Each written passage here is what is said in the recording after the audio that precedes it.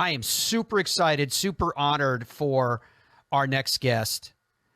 To me, Bob Parsons is a man that stands alone as a self-made man by any definition that you choose to define that by. From his humble early roots with parents who were dealing with their own issues to harsh schooling at the hands of Catholic school nuns, each step in those early days were marked by hardship and marked by financial struggles. At the height of the Vietnam War, Bob's love for the USA led him to enlist in the Marines. At 17 years old, he was quickly trained and shipped off to the front lines of Vietnam, where he not only saw heavy action, and the experience would ultimately define the rest of his life, but Bob would return as a Purple Heart recipient and very much a changed man. Along the way, battles with PTSD resulting from, yes, his childhood traumas and the war experience would let him out to seek effective treatments for all who suffer.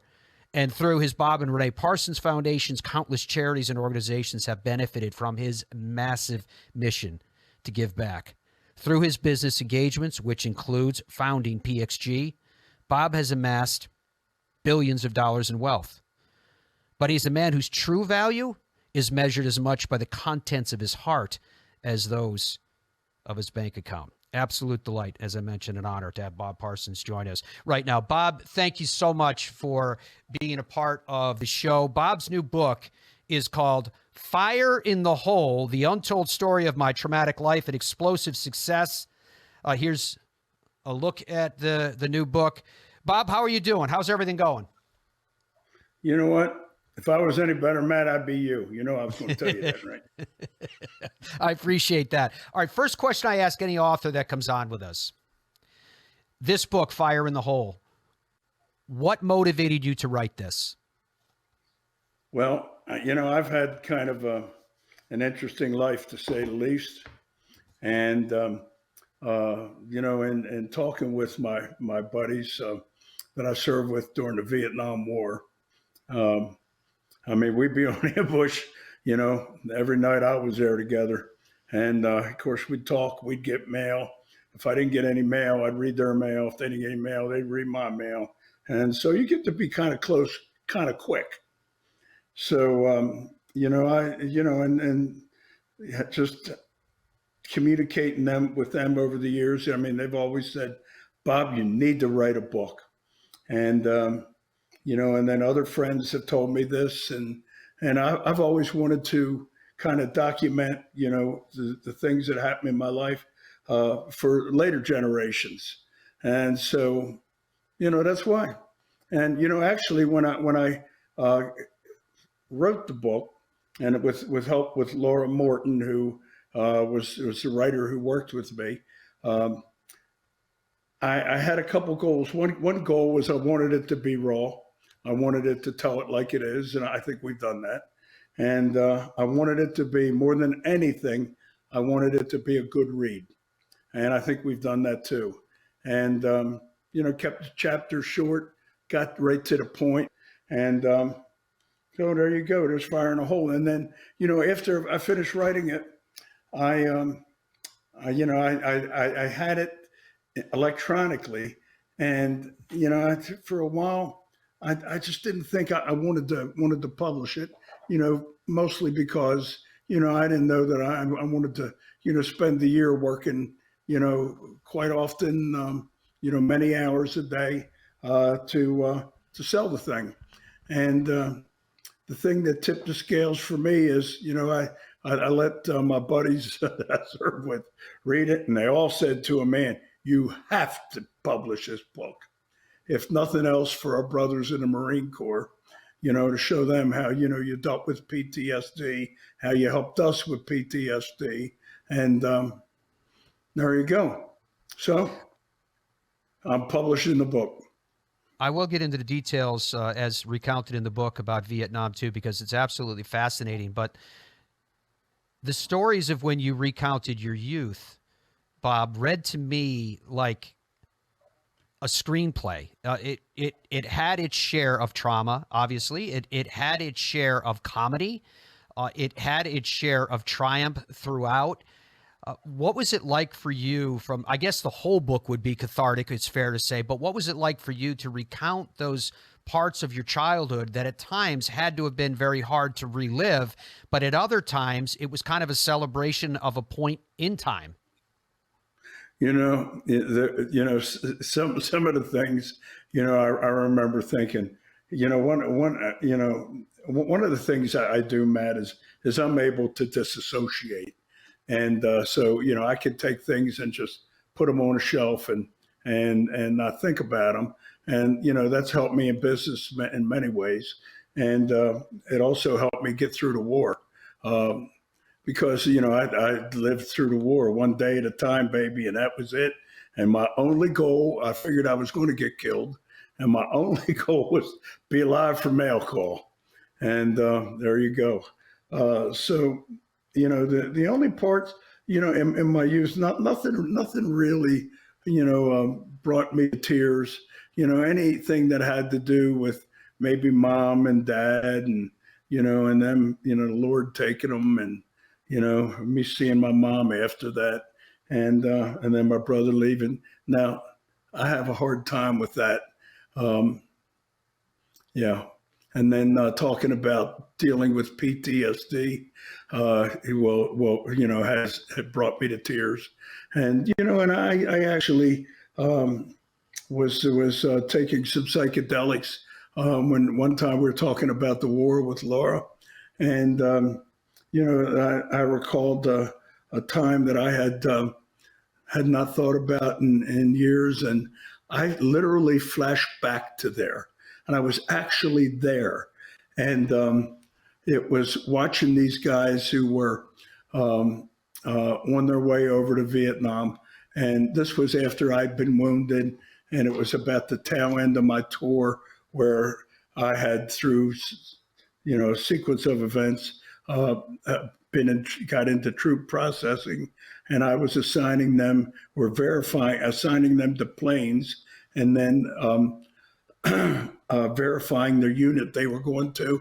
And I spent a little bit of time in military intelligence, Matt, because, I failed the 5th grade and then wouldn't have graduated high school if I didn't join the Marine Corps. And, you'd be sure I was just exactly the type of guy they wanted in intelligence, right? But anyhow, because I was in intelligence, I got to know who the hard luck units were, and to just see these guys who were my age, but I had aged a lot since the time I came there on the first day, and I was put on a plane, and just seeing them and knowing what is ahead for them, and that most likely, if they were going to have a tough time coming home, if they did. As I mentioned, So, when you joined the Marines at the height of the Vietnam War, Bob, were you aware? Was there any element of just being naive in that, or were you fully aware of what was going on in Vietnam and that you were about to jump right into the middle of it? yeah, I knew that. I knew that, but I was 17. My buddies were 18, and we were invulnerable. So, And your buddies, Bob, how many were they, and did they come home? well, it was 3 of us, and of course we were in. I was in East Baltimore, and East Baltimore's a tough town, and my one buddy, his name is Aggie Sorokas, just a wonderful individual. When we came home on boot leave, he was stabbed to death, and so we lost Aggie, and he never even went to Vietnam. And then my other buddy, Charlie Mason, him and I both went over to Vietnam, and we got there 6 months after we enlisted. And Charlie was had a hand grenade, enemy hand grenade, laying down by his legs, and he went to throw it back, and he lost 3 limbs. And so he lives down in South Carolina. And the one thing I'll tell you, when you talk to him, he's one of the happiest guys you ever talk to. Amazing. In your book, you write, quoting, Vietnam shaped me in so many ways, and it changed me to the core. What I witnessed, what I went through, and how I survived is a big part of who I am today. Close quote from Bob's book, Fire in the Hole. What is it about the Marines, if it's even possible to encapsulate it, that caused such massive changes in Bob Parson and something that you carry so close to your heart to this day? Well, first of all, I owe everything I've ever accomplished in my life to the Marine Corps, and they taught me many things. But I mean, you got to look at this through the glasses of, when I was raised. My wife likes to say I was raised by wolves, but it wasn't quite by wolves. But I was neglected a lot. I mean, a lot. I mean, there was not a lot of love in the family, and I love my brother and love my little sister, but I mean, the rest of the stuff was, they're all tied, mom and dad tied up in their own stuff. So when I got enlisted in the Marine Corps, that was my first real family. And I love being part of it. And I mean, I love being part of it. And so the Marine Corps taught me when you consider that the importance of responsibility, that it's sacred.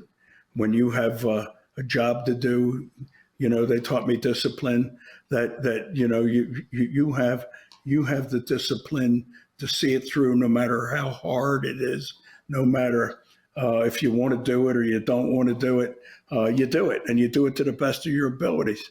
And they also taught me that I could accomplish more than I ever thought possible, and that I had a right to be proud. And they were right about all those things. They were all very important, and I took them all to heart. Yeah. Bob Parsons, founder of PXG, author of the new book that's called Fire in the Hole. This is a recounting of his remarkable life. And one of those remarkable stories was about when Bob was seeing heavy action on the front lines in Vietnam. An injured Marine was down, and there was an evac helicopter coming in that had to land exactly where this man was. Bob, could you recount that story with us and what happened? Well, what happened was a Marine by the name of Ermal Hunt, again, had a hand grenade land next to him. He picked it up to throw it back, and it went off about head height, and the damn thing blew his arm off, Matt, blew the side of his face off, part of his leg off, stomach out, but didn't kill him. And I mean, he was perforated, blood everywhere. And so the Marines with him were, you consider this here. When I got to my squad, I was one of the replacements for guys they lost a few days earlier when they were ambushed, and they had 4 guys killed, 1 guy seriously wounded, and the new squad leader had been in the bush 6 weeks, and he just turned 19. He was calling the shots, and that was the senior man. So it wasn't a lot of experience there. And the other squad, and then a squad that we joined up with that was Ermal's, also didn't have a lot of experience. So when these guys seen this horrific wounding of Ermal Hunt, I mean, a lot of them got sick on the spot, and that's what happened to this guy Blackwell. He got sick. He was standing in a rice paddy, and he was losing his cookies a little bit, but he was obviously in shock. And so the Huey was coming in, and it was going to land. I could see it was going to land right on top of him. So I ran and started pushing him, push. We hit a rice paddy dike, fell over into this nasty ass water, and it missed us both. I mean, no doubt, I saved his life, and so he, later, he saved mine. That story of how he saved yours is, again, folks, recounted in the book Fire in the Hole by Bob Parsons. It's an incredible story. You go effectively AWOL because you were due to go back to the front lines at Vietnam 7 a.m. the next morning. They tell you to be back by midnight. At some time of roughly 3 a.m., it seems, in just horrendous pouring rain, you're in some dark part of the city, and you see the silhouette of someone walking towards you in the darkness that you actually say in the book thought was a ghost. What happened at that moment? Well, see, I mean, we're in combat all the time. So about a week or 2 weeks after I say Blackwell from the Huey, his squad is out by itself and they're ambushed, and he has a hand grenade come in next to him, or it might have been an RPG round, something like that. But it blew up, and and he was hurt bad, and so he was medevaced, and we were told that he died.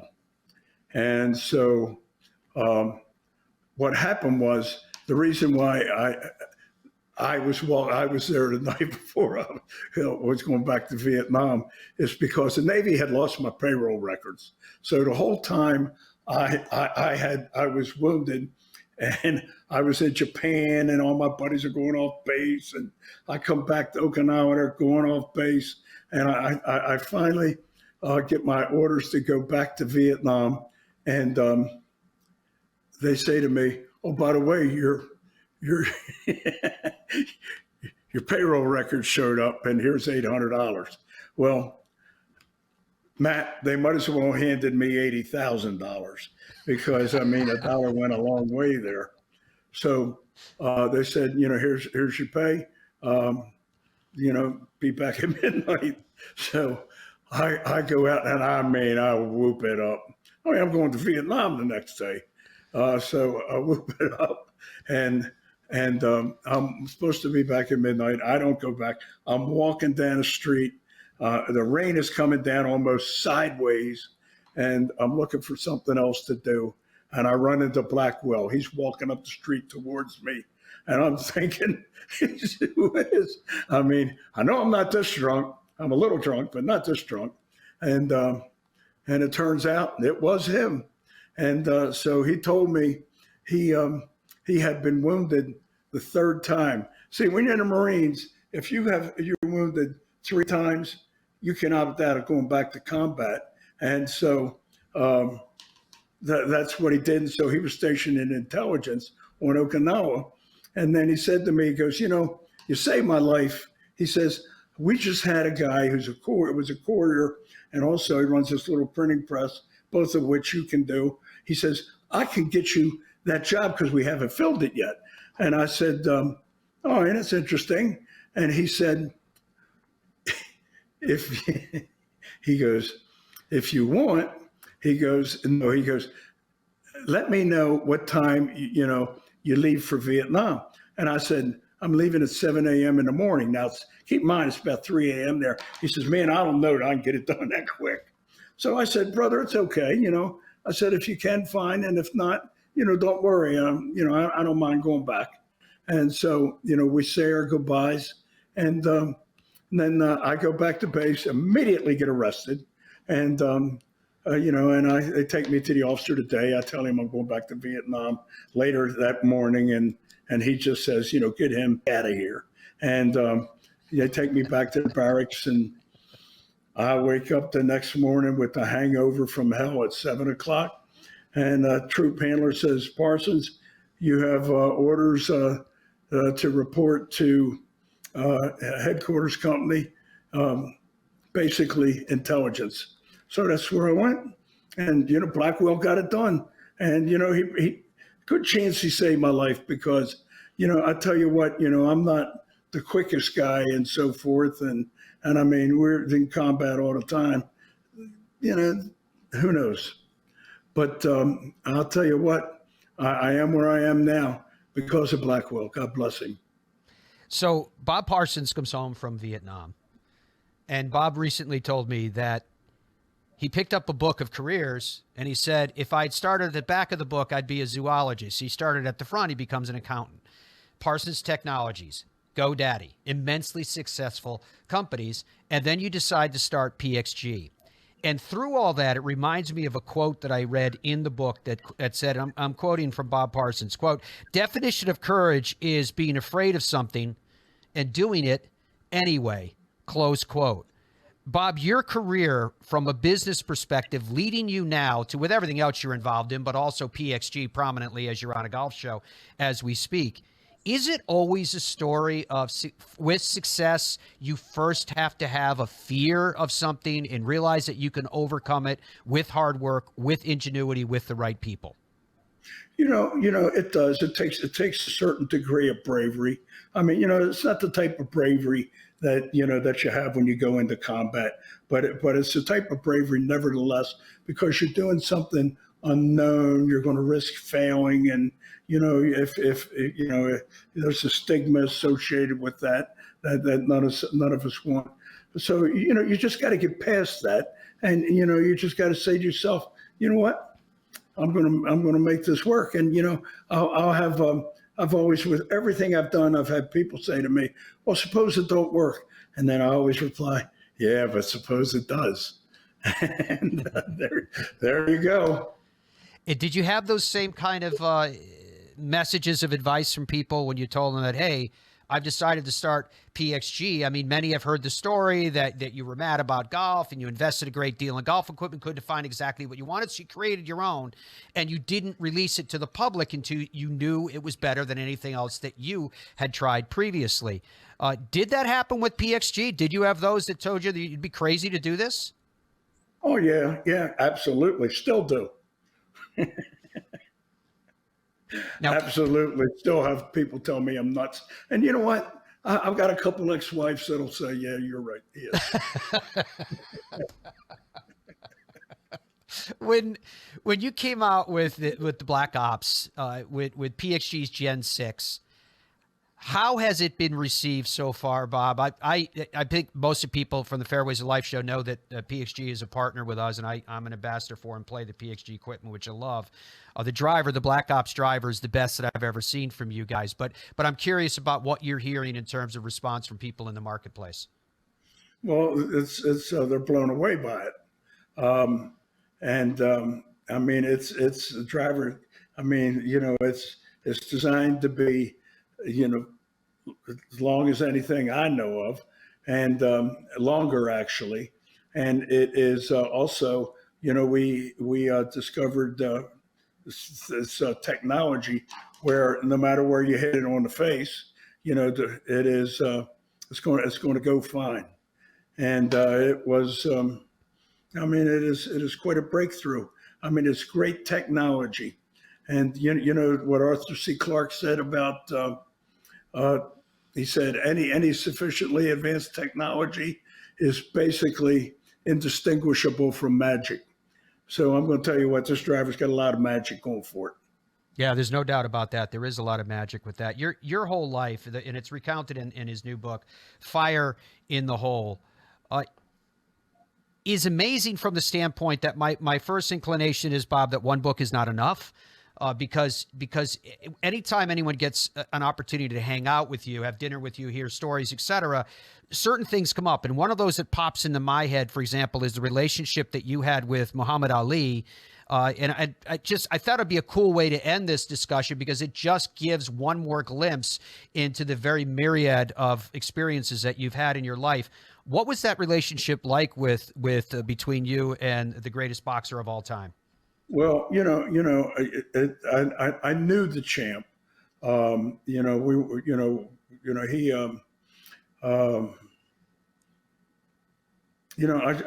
I just knew him. I met him a number of times. I thought he was an incredible man. He is the likes of which this world, may take us a while before we see somebody rise like that again. But I'll tell you something. I used to spend a lot of time in Africa, and I would go to villages that, in places, especially in Zimbabwe, they were so remote, and they had no radio, no television, no magazines, and the champ gave me, when he heard I was going to, Africa, he said, he signed a bunch of photos, about 50 small photos, and I still have most of them. And he told me, he said, if you ever get into trouble, tell them you're my friend and show them one of these, and you'll get out of trouble. Well, I never did get into that kind of trouble, but I would show these photos to the people in these villages, and you know what? They always would do the same thing. They would lean back and they would smile and they would go, "Ah, the boxer," and they knew who he was. I mean, oh my goodness! I almost couldn't believe it, and how they did, who knows? But they did, and I think it's just because he was such an incredible man, and he was such a wonderful, and he was a kind soul, and he was generous, and very few people know that side of him. But I was blessed to know him, and at least a little bit that I did. It's amazing. All of it is amazing. Again, the book is called Fire in the Hole by Bob Parsons. You're obviously familiar with everything that he is doing with PXG and the impact that is having on the golf industry, from the childhood that he had to fought his way through those streets, up through the Marines, a tripwire that led to a Purple Heart, and then coming out and building business after business after business, and now having a foundation that is impacting countless lives with the generosity from this man's heart. It shows you that people are not always a product of their environment, that within them they can have goodness regardless of the experiences that they have, and can actually draw goodness from those experiences, however dark. Fire in the Hole is an incredible story of an incredible man. That man is Bob Parsons. And sir, as ever, thank you for your time. Thank you for what you have done, for the service that you and other Marines have provided to the United States. And thank you for what you're doing for the golf industry too through PXG. All right. Thanks, Matt. You're the best, buddy.